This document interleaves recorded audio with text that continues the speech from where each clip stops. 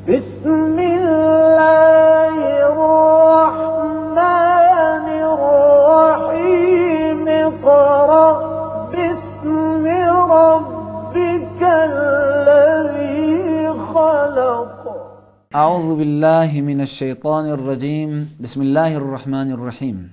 अस्सलामु अलैकुम नाज़रीन।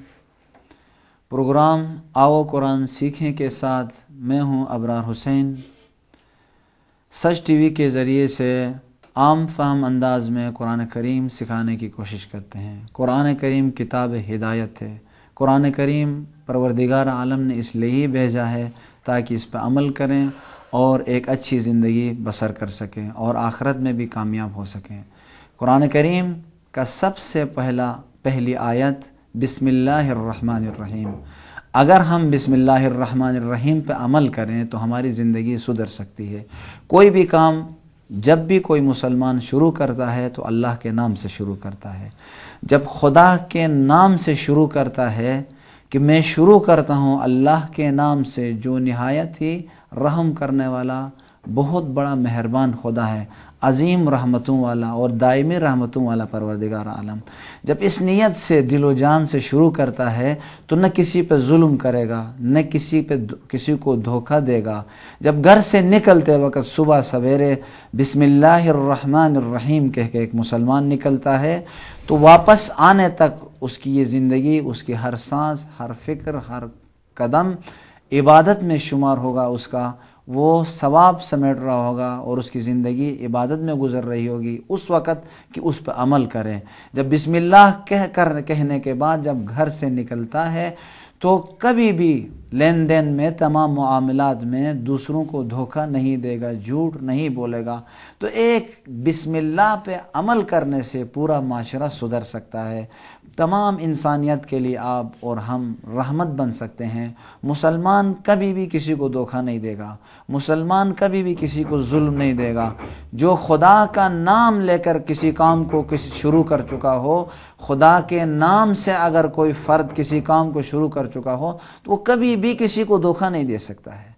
आप देखें, अल्लाह का नाम लेकर कोई इंसान किसी काम को शुरू करे फिर उसमें मिलावट नहीं करेगा, दूसरों पर कम फरोशी नहीं करेगा, किसी के लिए कम नहीं बेचेगा। क्यों? खुदा के नाम को ज़हन में रखा है और रहमान और रहीम की सिफत से खुदा को मुत्तसिफ किया है।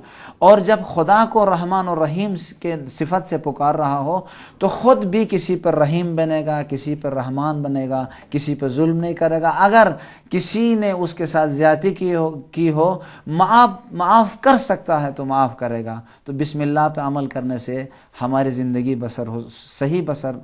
सही गुज़र सकती है और एक ज़बरदस्त किस्म की ज़िंदगी बसर कर सकते हैं। तो आइए बिस्मिल्लाहिर्रहमानिर्रहीम पर गौर करें, फ़िक्र करें और उस पर अमल करें ताकि हमारी ज़िंदगी सुधर सके। अब तजवीद का दर्स शुरू करने से पहले मैं अपने अज़ीज़ नौजवान दोस्तों का तारुफ़ कराता हूँ। आप अपना तारुफ़ कराएँ। मेरा नाम सईद हुसैन, मैं 7th क्लास में पढ़ता हूँ। मेरा नाम मोहम्मद यावर अब्बास है और मैं भी 7th क्लास में पढ़ता हूँ। माशाअल्लाह।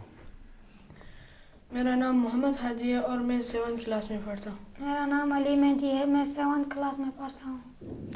अब कुरान करीम को सही पढ़ने के लिए कुछ कवायद हैं, वो आसान है, लेकिन हमारे पाक परवरदिगार की मुक़द्दस तरीन किताब है। अगर इस पे ईमान है तो तवज्जो से थोड़ी ज़हमत करके कुछ कवायद को हमें सीखना पड़ेगा ताकि हमारी तिलावत और नमाज सही हो सके। उसमें से तकरीबन 10 हरूफ बता चुके थे। 10 हरूफ को इंशाल्लाह पढ़ते हुए हम तदबीक करते वक्त आप लोगों को बताते चले जाएंगे और आप भी उस अंदाज में तलफ़ुज़ करने की कोशिश करें। आयत नंबर 32 सूरह बकरा, इससे हम शुरू करते हैं। अऊज़ु बिल्लाहि मिनश शैतानिर रजीम। अऊज़ु बिल्लाहि मिनश शैतानिर रजीम। बिस्मिल्लाहिर रहमानिर रहीम। बिस्मिल्लाहिर रहमानिर रहीम। अऊज़ु बिल्लाहि मिनश शैतानिर रजीम, ये सही नहीं है। क्या? उर्दू की तरह किस तरह तलफ़ुज़ करेंगे? आइन को कहाँ से बताया था? हल के दरमियानी हिस्से से। लो जबान थोड़ी सी बाहर निकाल के अदा करेंगे। क्या किस तरह अदा करेंगे? आऊज़ु, आऊज़ु। हाँ, सब गौर से सुने और इस तरीके से अदा करें। आऊज़ु सही नहीं है, गलत है। आऊज़ु आप तलफ़ुज़ करें। आऊज़ु। माशाअल्लाह। आप? आऊज़ु। माशाअल्लाह। आऊज़ु। आऊज़ु। वो जो घरों में बैठे हैं वो भी देखें, हत्ता आईना भी रख के बाज़ों का चेक करें कि हमारी ज़बान सही बाहर निकलती है या नहीं निकलती है। ज़ाल के मखरज में ओ यहाँ ज़ोर लगाना, ओ सही नहीं है। ओ ज़ु, ये प्रैक्टिकली तौर पर, अमली तौर पर हम अदा कर रहे हैं और आप भी सब कोशिश करें ताकि सही हो सके। अऊज़ु बिल्लाह, अऊज़ु बिल्लाहि नश ता सही नहीं है। क्या अदा करेंगे? शै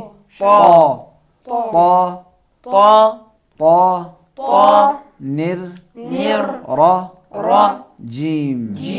अऊज़ु बिल्लाहि मिनश शैतानिर रजीम। अऊज़ु बिल्लाहि मिनश शैतानिर रजीम। बिस्मिल्लाहिर रहमानिर रहीम। बिस्मिल्लाहिर रहमानिर रहीम। बिस्मिल्लाहिर रहमानिर रहीम। बिस्मिल्लाहिर रहमानिर रहीम। बिस्मिल्लाहिर रहमानिर रहीम। क़ालू सुब्हानक ला इल्म लना इल्ला मा अल्लमतना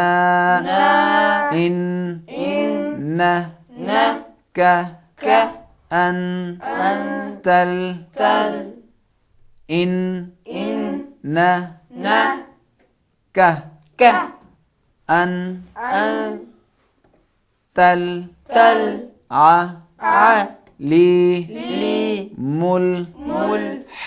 अलीमुल हकीम। क़ालू सुब्हानक ला इल्म लना इल्ला मा अल्लमतना इन्नक अंतल अलीमुल हकीम। क़ालू सुब्हानक ला इल्म लना इल्ला मा अल्लमतना इन्नक अंतल अलीमुल हकीम। आप पढ़ें सही। क़ालू सुब्हानक ला इल्म लना इल्ला मा अल्लमतना इन्नक अंतल अलीमुल हकीम। माशाअल्लाह। क़ालू सुब्हानक ला इल्म लना इल्ला मा अल्लमतना इन्नक अंतल अलीमुल हकीम। क़ालू सुब्हानक ला इल्म लना इल्ला मा अल्लमतना इन्नक अंतल अलीमुल हकीम। इन्नक अंतल अलीमुल हकीम। इन्नक अंतल अलीमुल हकीम। क़ालू सुब्हानक ला इल्म लना इल्ला मा अल्लमतना इन्नक अंतल अलीमुल हकीम। क़ालू सुब्हानक ला इल्म लना इल्ला मा अल्लमतना इन्नक أنت العليم الحكيم. आप पढ़ें इसको बख्श बख्श करके बाद वाली आयत को। क़ाल या आदम, قال يا नहीं थोड़ा सा खींचना पड़ेगा। अगर अलिफ नहीं होता उसके बाद तो क्या कर आ पढ़ते, लेकिन अलिफ मद्दा है उसकी वजह से आ। قال يا آدم أنبئهم माशाल्लाह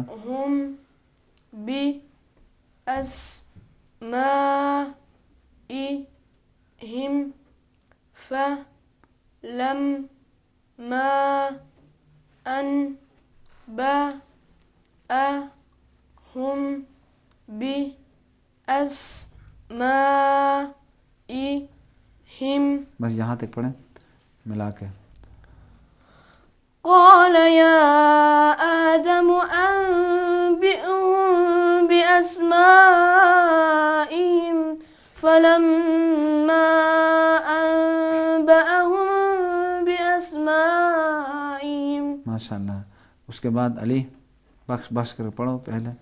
قال ألم أقل لكم إني أعلم غيب السماوات والأرض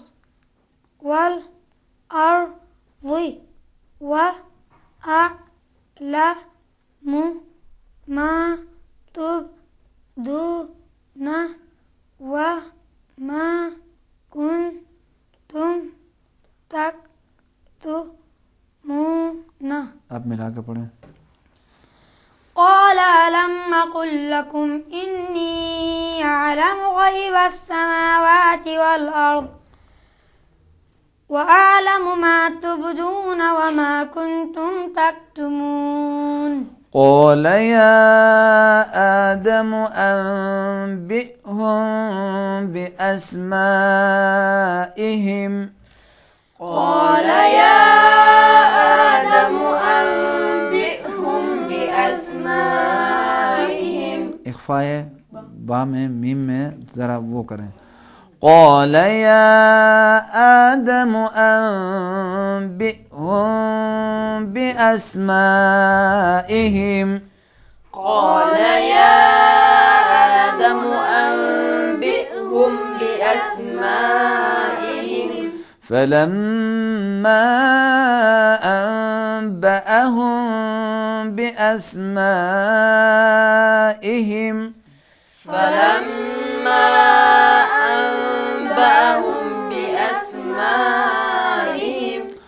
قال ألم أقل لكم إني أعلم غيب السماوات والأرض إني أعلم غيب السماوات والأرض وأعلم ما تبدون وما كنتم تكتمون. وأعلم ما تبدون وما كنتم تكتمون. قال يا آدم أنبئهم بأسمائهم فلما أنبأهم بأسمائهم قال ألم أقل لكم إني أعلم غيب السماوات والأرض. قال يا آدم أنبئهم بأسمائهم فلما أنبأهم بأسمائهم قال ألم أقل لكم إني أعلم غيب السماوات والأرض إني أعلم غيب السماوات والأرض وأعلم ما تبدون وما كنتم تكتمون إني أعلم غيب السماوات والأرض وأعلم ما تبدون وما كنتم تكتمون. बाद वाली आया को बख्श करके पढ़ें सही. وإذ قلنا ना थोड़ा सा للملائكة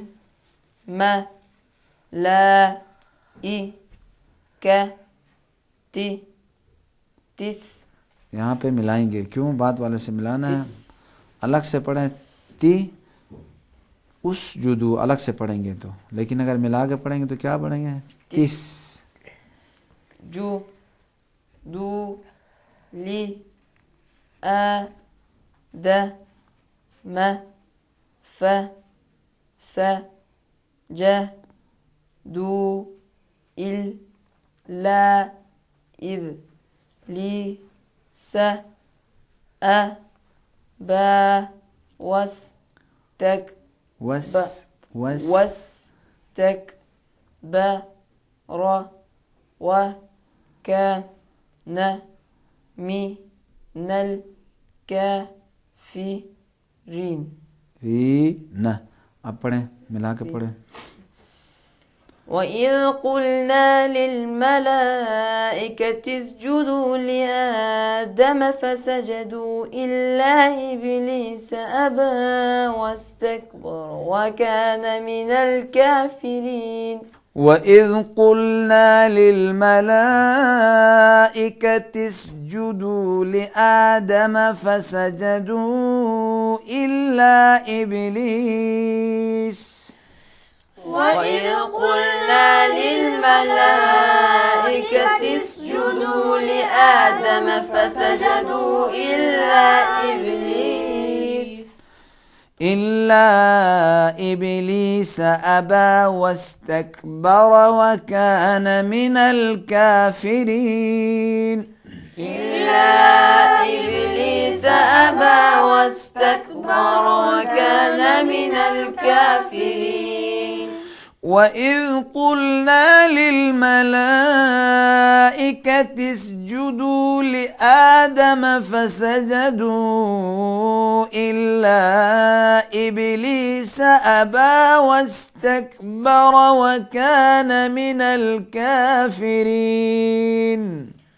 وإذ قلنا للملائكة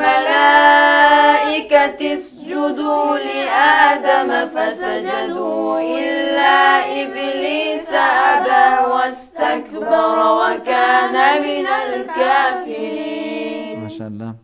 बाद वाली आयत आप बख्श कर पढ़ें. وقل ना नहीं ना थोड़ा सा या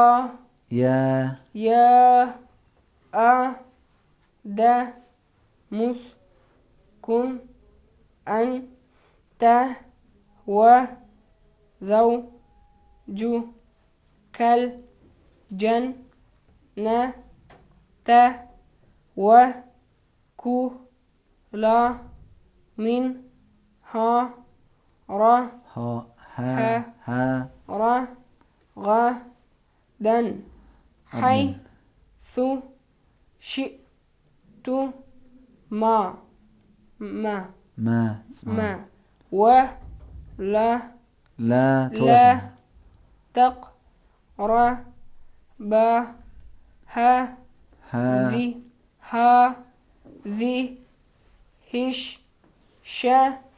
الشجرة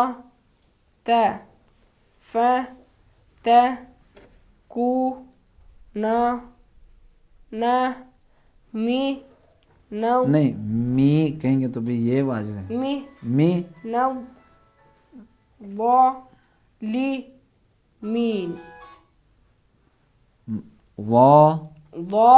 ली मीन मी न आप मिला के पढ़ें। وقلنا يا آدم اسكن أنت وزوجك الجنة وكلا منها رغدا حيث شئتما ولا تقربا هذه الشجرة فتكونا من الظالمين. ما شاء الله. وقلنا يا آدم اسكن أنت وزوجك الجنة وكلا منها رغدا حيث شئتما ولا تقربا هذه الشجرة فتكونا من الظالمين. وقلنا يا آدم اسكن أنت وزوجك الجنة وكلا منها رغدا حيث شئتما ولا تقربا هذه الشجرة فتكونا من الظالمين. وقلنا يا آدم اسكن أنت وزوجك الجنة. وقلنا يا آدم اسكن أنت وزوجك الجنة وكلا منها رغدا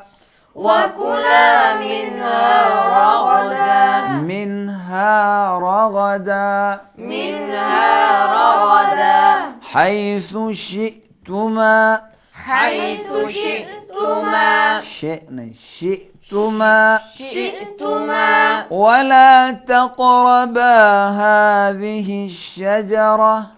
ولا تقربا هذه الشجرة فتكونا من الظالمين.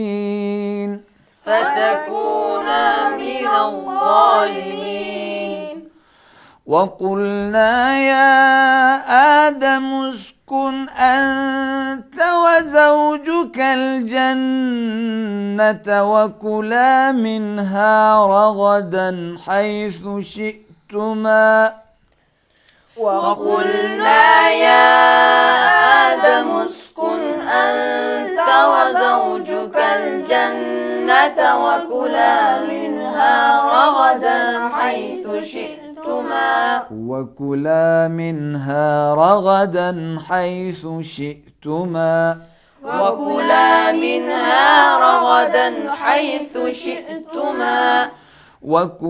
منها رغدا حيث شئتما ولا تقربا هذه الشجرة فتكونا من الظالمين.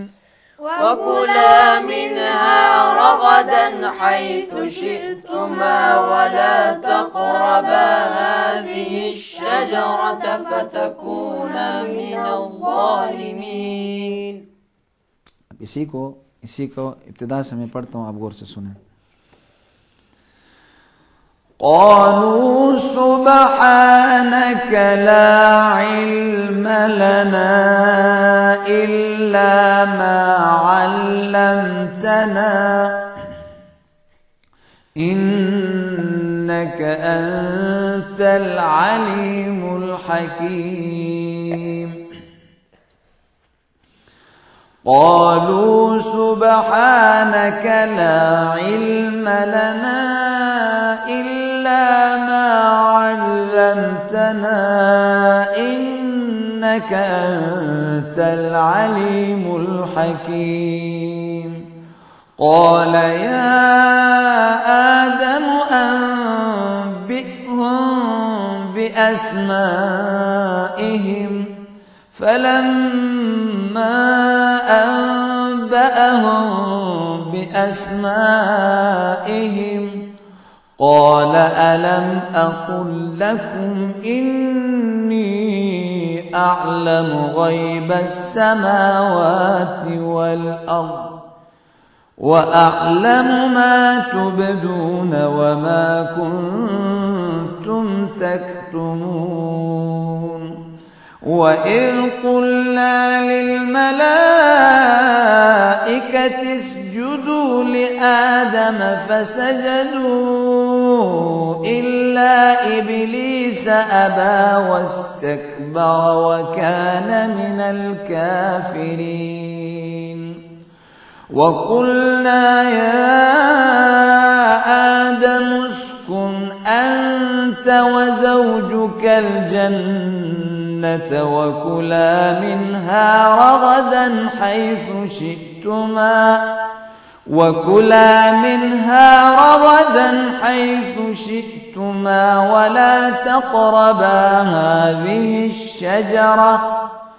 ولا تقربا هذه الشجرة فتكونا من الظالمين. صدق الله العلي العظيم وصدق رسوله النبي الكريم ونحن على ذلك من الشاهدين والشاكرين والحمد لله رب العالمين. परवरदिगार आलम की बारगाह में दुआ करते हैं, खुदाया हमें कुरान करीम को सही तरीके से पढ़कर समझकर और उस पर अमल करने की तौफीक दे। मैं तमाम नाजरीन और अपने नौनिहाल साथियों का शुक्रिया अदा करता हूँ। अगले प्रोग्राम तक अल्लाह हाफिज़।